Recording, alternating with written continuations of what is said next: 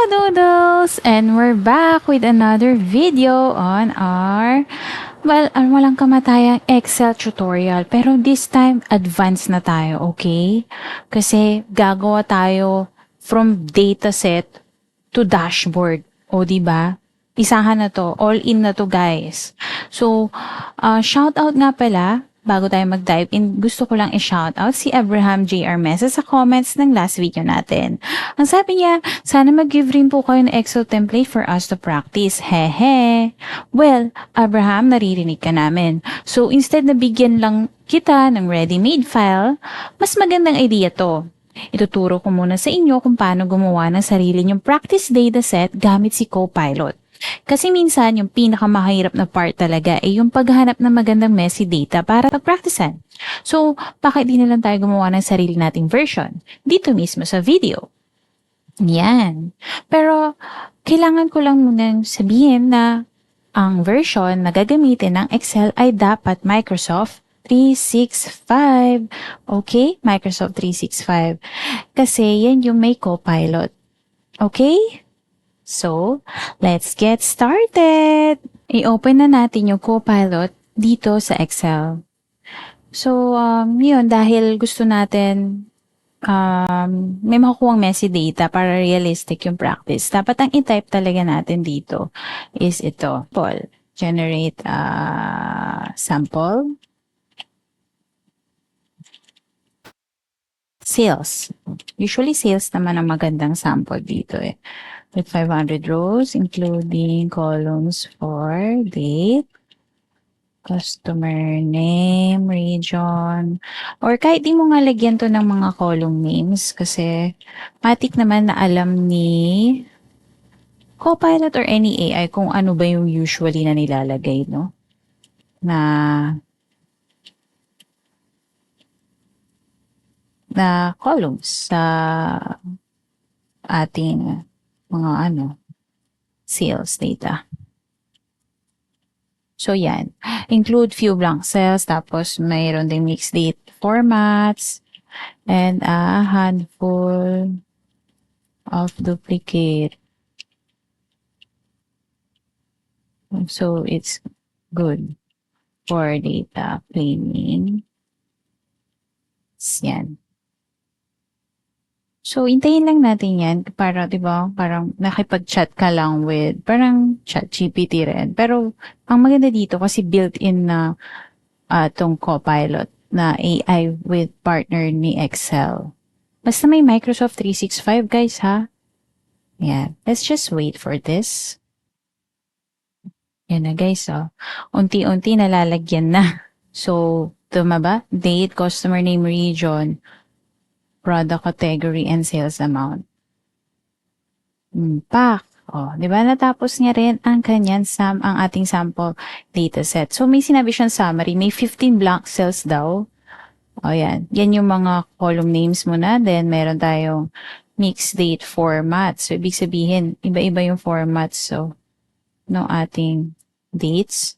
Tapos, may 15 blank cells. So, pag tingnan natin, ano yung mga blanks na yan? Legit ba yan? Blanks cells. Oh, hindi lang yan eh. So, baka nakascatter tong blank na to sa iba't ibang columns. Tapos, may 6 duplicate rows din.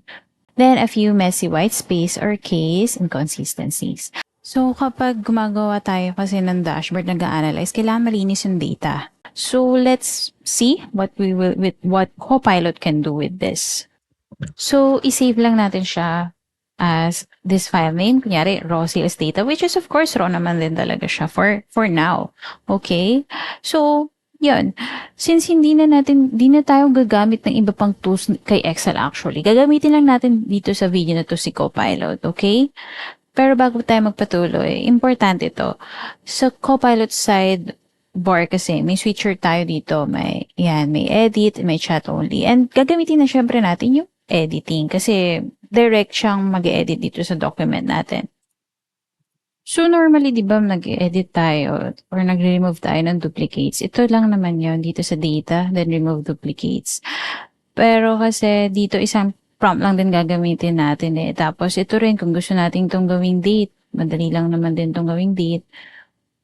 Diba? Usually, dito yan, format na yan. Okay. Pero kasi, yun nga, gagamit tayo ng prompt lang using Copilot. Okay? So, let's try to prompt this as yan. Clean this sales data. Standardize all dates to YY format. Remove any completely blank rows. Remove duplicate entries and flag any rows where the sales amount is missing or zero. Okay? So, ang in-address natin dito, ito. Pagtingin naman to, kasi date format dapat yan, i-date yan eh. Kaso naka-text siya, o tingnan mo, short date to. Dapat ganyan yung format niyan. Pero, gagamitin natin is, itong format na to, sabi sa prompt, ganyan. Tapos, remove any completely blank rows, tatanggalin na to. O, diba? Isahan, tatanggalin lahat ng mga blank items. Then, you remove duplicate entries. So, yung mga blank cells pala, kapag dinilit natin yung blank cells for those rows, matatanggal din yung data na kasama nila. So, makaka-apekto to sa dashboard natin, sa analysis natin. And may kita natin yun mamaya. For example, yan mga yan. Pag dinilit natin yung blank rows, blank cells, may effect yan sa dashboard. So, remove duplicate entries. Tingnan natin kung may duplicate entries dito. So, para makita natin kung may duplicate entries dito, try natin yung conditional formatting. New rule. Tapos, contain duplicates. Tapos, i-format natin siya na, ayan, fill, as in, or yung font na lang. Red. Okay. Okay. So, ito mga duplicates yan. So, let's see. Filter by color. Ayan, diba? Duplicates yan. Check natin kung talaga may duplicate. Ito, may ka-duplicate. Oh, ayan. Titingnan lang natin. Remove duplicate entries. Ibig sabihin, tatanggalin yung duplicate entries. Kunyari, yung buong yun is duplicate pala. Oh, ito, diba? Buong yan, duplicate yan. Hindi lang itong sales amount eh. Lahat yan duplicates. Ayan, diba? Lahat yan duplicates actually. Kailangan matanggal yan. Flag any rows where the sales amount is missing or zero. So, kailangan ma-indicate daw kung ano yung mga rows na may zero. Well, equals zero. Well, lang na-generate. Oh, so, siguro blanks to. Ayan. So, yan yung missing or zero. Okay? So, try nating i-run siya ngayon. I-run na natin yung prompt. Ano kayang gagawin yan? Chinin. So, kinikling niya na, oh. Makikita natin yan kung mawawala yung mismo mga duplicate na yan. Pak. O, diba? So, flinag niya yung mga merong blank na items. Ayan. Yari yan. Missing zero sales amount. O, diba? Bongga. Tapos, tingnan natin kung may red pa dyan. Wala na. By filter by color, diba? So, re-remove niya yung duplicates, yung blank rows, yung missing sales amount. Meron siyang nilagay na comments dito.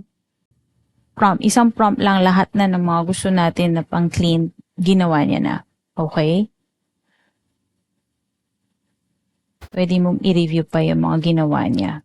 So, very good kasi. Tapos, pwede mo rin i-undo yung changes na yan. Pero, okay na tayo dyan eh. And, ito kasi kapag mag-build tayo ng dashboard, dapat ginagawa natin yung pag-clean ng data. Yung ginawa natin is data cleaning.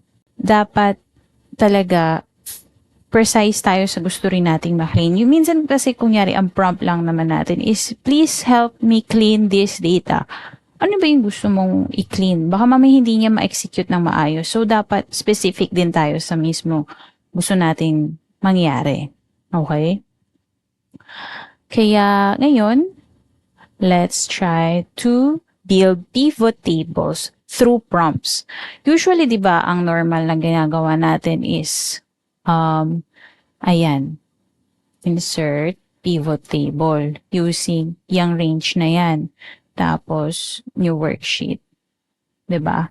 Pero kasi, ayaw na natin gawin yan eh. Try natin gawin yung very traditional to eh. And I know na ito, isa to sa mga kinontent ko na rin, guys. Check yun na lang dyan sa aking videos. Pero, this time, let's use prompt, okay? Type ko, create.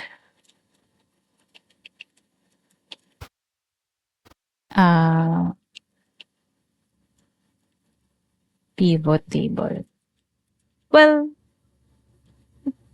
just for our information na lang, bakit ba natin ginagawa yung pivot table? Well, ito yung story ng data natin, 'di ba? Saan pinakamalaki yung benta? Ano yung trend every month? Dati kasi kailangan mong mag-drag ng fields papunta sa rows at values. Pero ngayon, pwede na lang natin i-prompt to eh. So, try natin create a pivot table showing total sales by region. O, 'di ba? By region siya, oh. By region. Sorted from highest to lowest, and create a second pivot table showing total sales by month. Okay, then enter.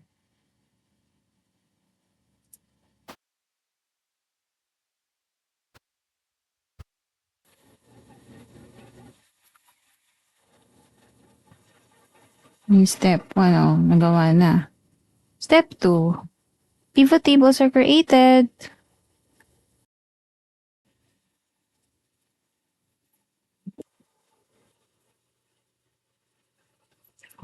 Yan, complete na raw yung pivot tables. Let me do a final cleanup and format them nicely. Okay. Yan o, nice, diba? Yan yung mga notes niya. In-exclude niyo yung records with blank dates. And may helper column na month, year. Yan, month, year. Anyway, ayan, instant. Dalawang pivot table ready na. Yung isa, naka-breakdown per region, rank mula dun sa pinaka-malakalaki na sales. Yung isa naman, trend every month. Wala tayong ginalaw na fields, walang drag and drop. Sinabi lang natin kung ano yung gusto nating makita, 'di ba? Switch naman tayo kay, okay, done na yan. Switch tayo kay chat mode, no? Tatanong lang tayo ng ganitong question. Okay. Which region had the highest sales growth from last month to this month? Okay. So, the Southeast region had the highest sales growth, increasing by 2,631.69 from May to June. Okay? So, ayan siya. Yan yung breakdown niya per region naman siya. Well, ang dinidetermine kasi natin, sales growth eh. Kung ano yung may pinaka-highest month-over-month na sales growth. 'Di ba? So, kung per region lang sinagot niya, Southeast region had the highest sales growth. So, ayan yung malaking shift. Alam mo na kung paano mo gagamitin yung chat. Kapag may tanong ka, or edit kapag gusto mo nang baguhin yung workbook. Then, let's go to designing. Designing the visual dashboard. Okay. So, ito na yung part na pinaka-exciting kasi sa halip na isa-isa natin yung paggawa ng chart, slicer, formatting, susubukan natin sabihin lahat sa isang malaking prompt dito sa edit mode. Okay? So, let's go to the edit mode. Yan, allow editing. Let's try to type this using this prompt. create a new sheet called dashboard. On it, ano ba yung mga pwede nating i-build? Build a column chart, showing,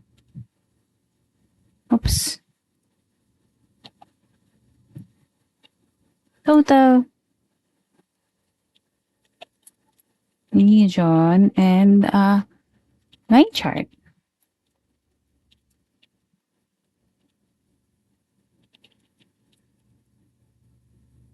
Add showing the monthly sales trend. Try nating maglagay para interactive at a slicer for region that filters yung both charts. Okay?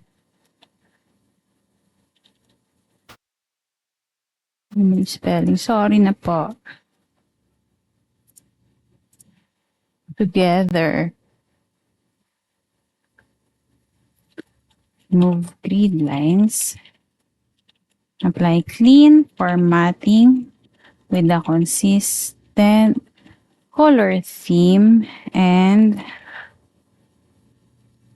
highlight the top forming region in green. Ayan. Dapat consistent kasi yung color theme natin. Let's try to check kung ano yung steps na ginagawa niya. Best practices yung iniloload niya. I'll create a dashboard with charts, a slicer, and a professional formatting. Let me start by setting up the data source for the charts and then build everything. Ito yung data source, diba natin? So, nagkaroon tayo from, ayan, diba? Ang bonggay. Ayan, meron na. Pero hindi ba ito pala tapos?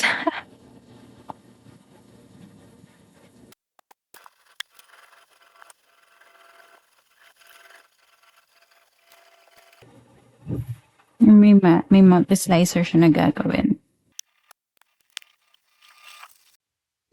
Ayan na siya. Tinapos niya na. Oh, galing, diba? Yung dashboard. Yan na yun. So, what was created? Column chart, total sales by region, monthly sales trend, clean formatting applied, key metric section, formula-driven yan, no?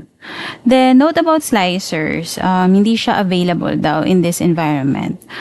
Pero may inad siya, I've added a tip on the dashboard. To add interactive filtering, select both charts, then insert slicer region. Parang, in-instruct niya tayo na pwede tayong gumawa nito, diba? Ng slicer out of that. Kasi ganun lang naman siya. Pwede mong, ayan, siya na kung anong gusto mong tables. So, yan, diba? Ang galing. Pwede natin i-test tong slicer na to by region. Pwedeng northeast. Pili lang tayo kahit na ano. Oo, diba? Pwede ring marami. Southeast, sama mo, tsaka si southwest. So, ito yung pinakamalaking difference ngayon 2026 kasi dati, yung chatbot, nagbibigay lang tips. Pero ngayon, pwede na siyang direktang gumawa ng buong dashboard mo. Chart, slicer, formatting. Tapos, ikaw pa rin may control. Kasi kailangan mo ng i-approve para gumalaw tong si Copilot. Yung kaninang done, diba? Na in-approve natin siya. Tapos ngayon guys, kung gusto nyo palang ayusin pa tong dashboard, pwede nyo lang din siyang i-chat. Sabihin nyo dito sa edit din. O, make the chart titles bigger. Kunyari. And bold. And add a KPI card at the top showing total revenue. Diba? Try natin. Ayan. Magbabago yung kanyang titles dapat. Diba? Lumaki na siya.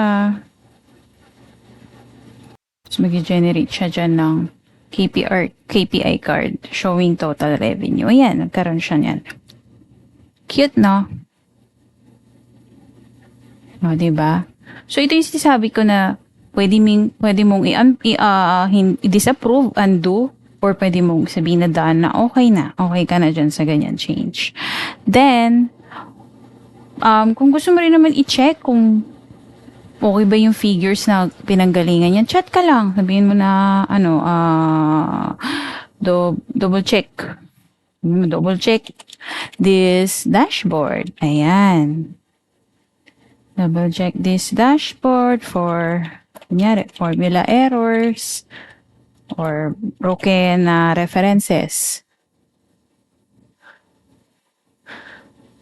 Maganda kasi yan parang final check bago i-present yung dashboard. Pwede siyang patingnan kay Copilot para siguradong walang sirang formula or reference. Okay? So, iyan yung nakita natin. Meron tayong grand total mismatch, major issue.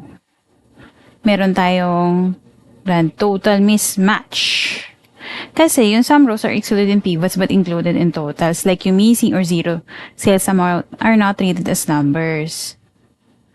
So, merong formula inconsistency, diba? So, kapag ganyan is, sabihin na lang natin na, okay, non-numeric sales value, breaks calculation, blank misaligned columns, data integrity issue, blah, blah, blah.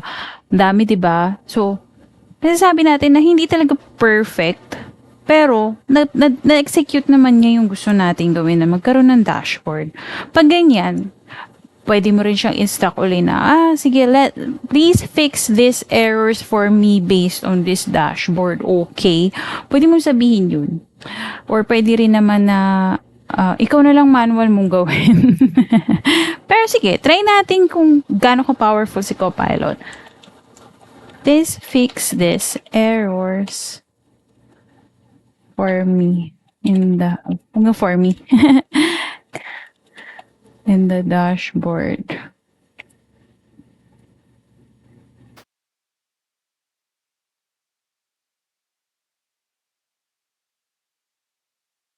Yan, if you want, I can clean the dataset and return a corrected version of this file. Yes, please. Pwede nga, yes, please clean and fix this file. Oh. Okay. And the dashboard. Pero file, parehas na rin yun. Sige, try natin na ganun siya. So, ang galing lang, no? May self-correcting system itong si Copilot. Parang nire-review niya rin yung sarili niya. Chinet! So, nire-build na siya.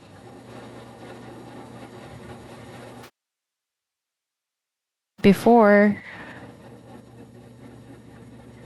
hard-coded numbers na raw kasi to.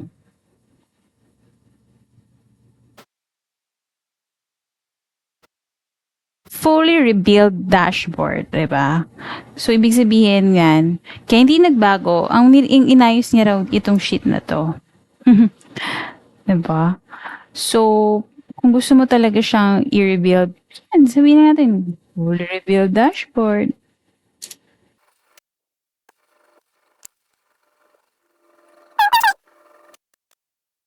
So, meron pa siyang make it interactive plus charts into presentation ready dashboard.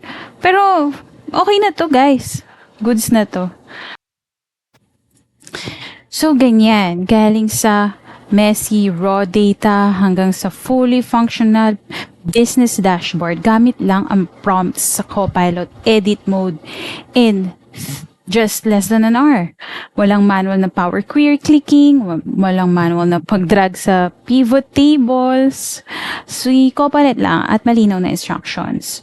Kaya kung helpful tong video na to, i-like nyo na lang at i-subscribe para sa next na video in Microsoft and other AI hacks na talagang mas mapapabilis yung task natin. Salamat sa panonood at see you sa next video!